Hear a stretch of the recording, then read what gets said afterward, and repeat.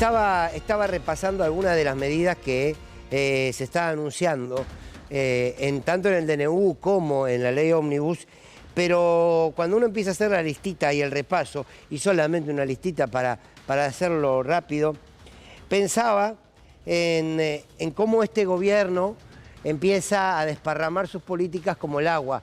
Un agua ciertamente contaminada, ¿no?, que se empieza a meter en cada recoveco de la sociedad. Y pensaba que Milei alguna vez había dicho, y repiten sus voceros, no hay plata.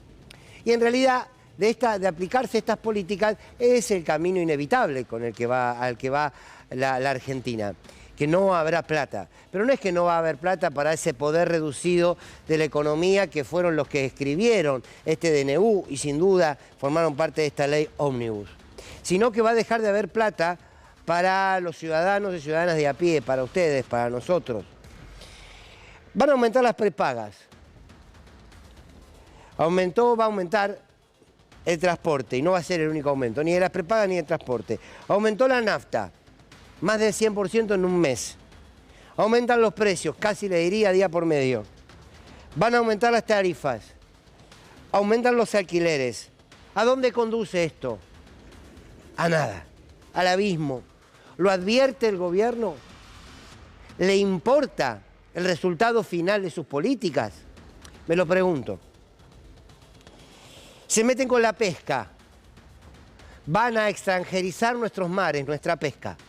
¿Cuál es la necesidad y la urgencia de llevar adelante una ley que modifique el actual sistema, que por supuesto podrá ser mejorado, que tiene que ver con la pesca, con nuestros mares y inevitablemente más temprano que tarde con nuestros puertos? Meterse con la pesca es meterse con fuentes de trabajo, meterse con recursos naturales y meterse con un sector de la economía importante para nuestro país.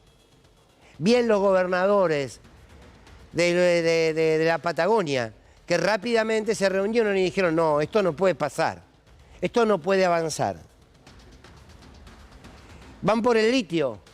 Ayer habló, en el programa del Gato Silvestre, habló el gobernador de La Rioja, Quintela, y dijo, vamos a cuidar nuestros recursos, los de La Rioja en relación al litio, los de Catamarca en relación al litio, los de Jujuy en relación al litio.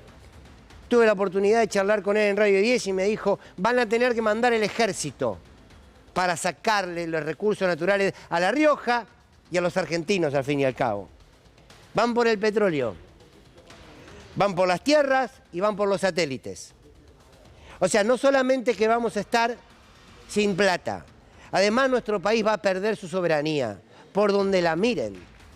En cualquier concepto agradable que quieran encontrarle a la palabra soberanía, porque ni nuestros mares serán propios, ni nuestros recursos naturales lo serán, ni nuestro litio, ni nuestro petróleo, ni nuestras propias tierras, ni los satélites que tanto esfuerzo se hizo por construir y que tanto nos han dado.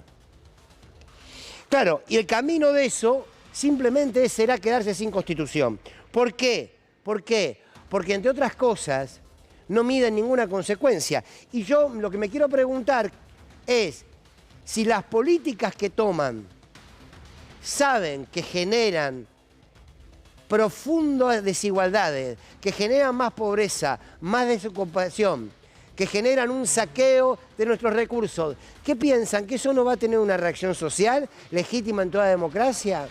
No la evalúan, no forma parte de la estrategia política evaluar las posibles reacciones, las posibles consecuencias, las posibles resistencias a esas políticas. Y yo quiero imaginarme que las evalúan, o al menos las tienen presente. ¿Y ante eso qué? Porque bien decía recién Pablo Dugan cuando decía, bueno, Bullrich ya salió a hablar en contra de la justicia porque puso un límite a este artículo que tiene que ver con la reforma laboral que integra el DNU. Y ya salió a decir que el problema es de esa Cámara del Trabajo. El problema son ellos, el problema no es ni el DNU ni la ley, el problema son ellos. Como el problema no es ni la desocupación, ni la desigualdad, ni los precios que no alcanzan, ni el hambre. No, el problema son los que salen a cortar una ruta o los que salen a manifestarse. Entonces la pregunta es, si ellos evalúan las consecuencias, pero no les importa y las piensan reprimir, o si no las evalúan. Para el caso, es lo mismo. Algo será más trágico que lo otro, pero es lo mismo. Por lo tanto, quiero volver a la propuesta que les hacía en cuanto arranqué con esta reflexión. ¿Qué pasa de este lado? Del campo nacional y popular, que a algunos, Mariano Martín, no le gusta mucho esa síntesis, pero es una manera de integrar a todos aquellos espacios que no están concentrados ni absorbidos por esas ideas de la derecha. Y quizás la síntesis está en lo que vemos aquí escrito en el Zócalo: organizar, conducir y resistir. La organización se empieza a dar, miren, ya está, todavía son pequeños fueguitos. Ya se están organizando los trabajadores del Estado. No en todos lados, lo veo un poco lento a Andrés Rodríguez. No se enojen las bases de los sindicatos. No, hablo de los dirigentes, lo veo un poquito lento. Están echados trabajadores del Estado y en algunos lados no aparece. Uno habla con los trabajadores del Estado, ¿no? Con los trabajadores. Bueno, pero se están organizando. Se están organizando en la cultura. Mañana va a haber a las 6 de la tarde en la Plaza Congreso una actividad enorme para defender la cultura.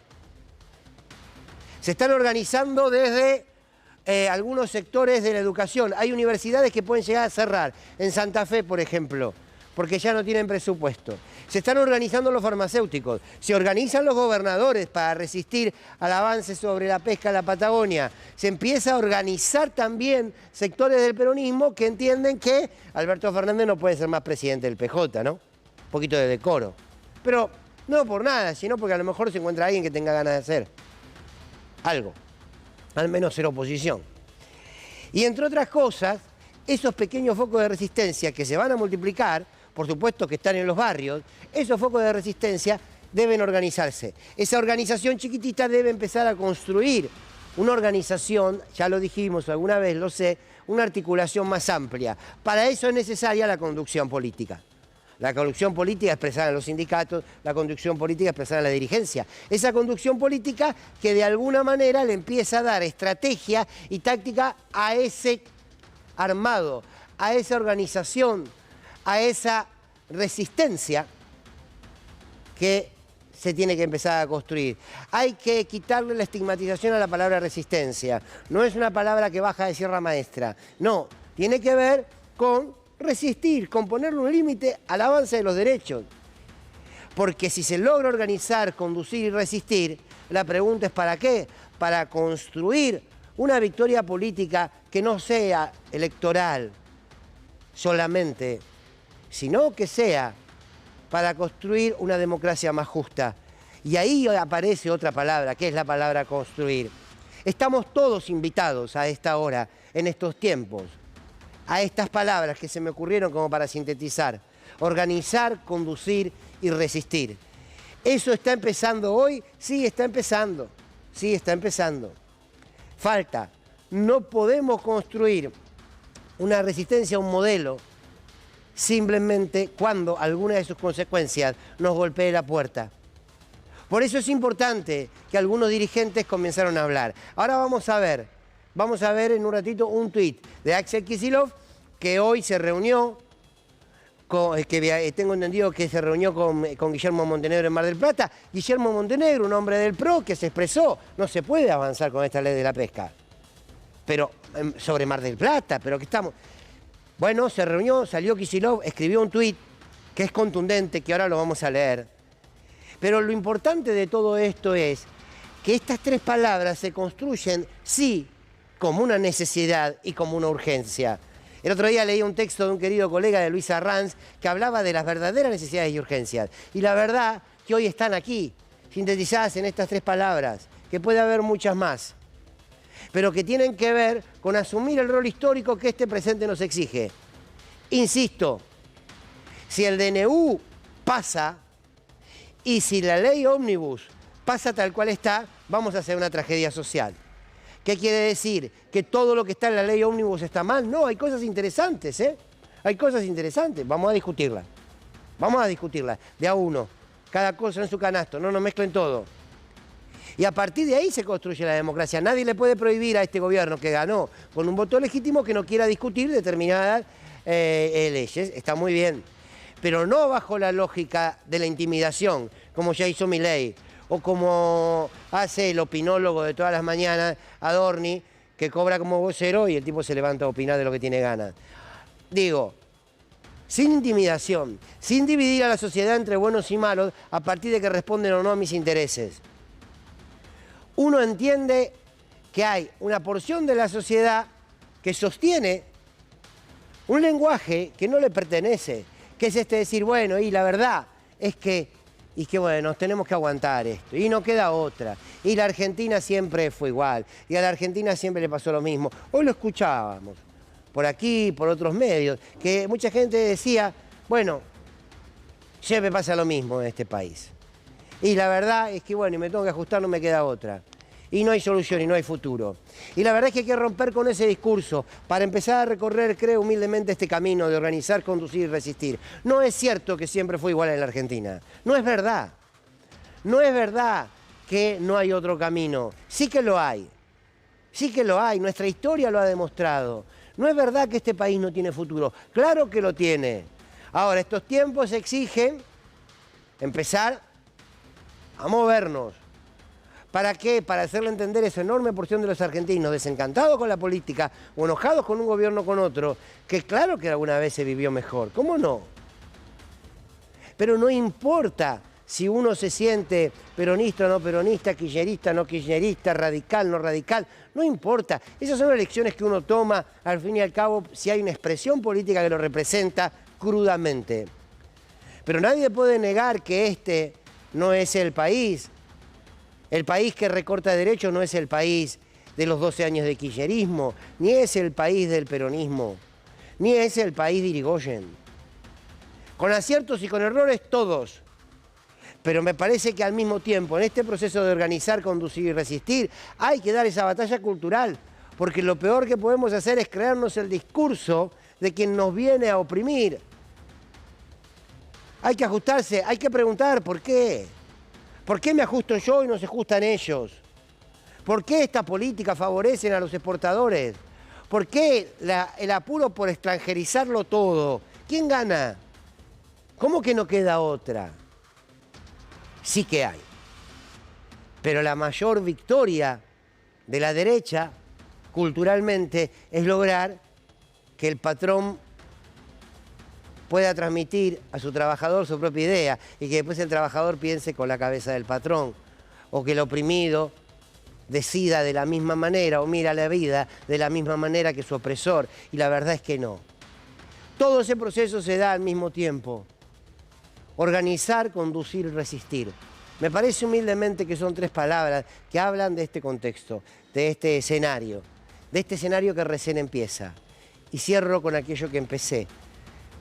Me cuesta creer que este gobierno no tenga visiblemente clara conciencia de cuáles son los resultados y las consecuencias de sus políticas. Lo que temo es que a medida que esas consecuencias empiecen a salir por cuanto rincón de nuestro país se les ocurra, entiendan que la única manera para contenerlo es reprimiendo. Si la justicia les pone límites, ¿van a ir por la justicia? Ya lo dijo Bullrich, el problema es la Cámara.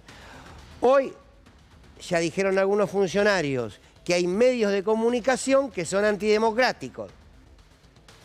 Bueno, ese relato es el que se empieza a construir. No hay nada nuevo igual bajo el sol, nada nuevo.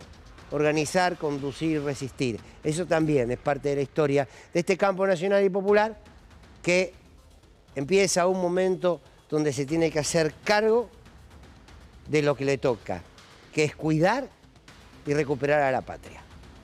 Bienvenidos y bienvenidas, esto es Sin Lugar para los Débiles.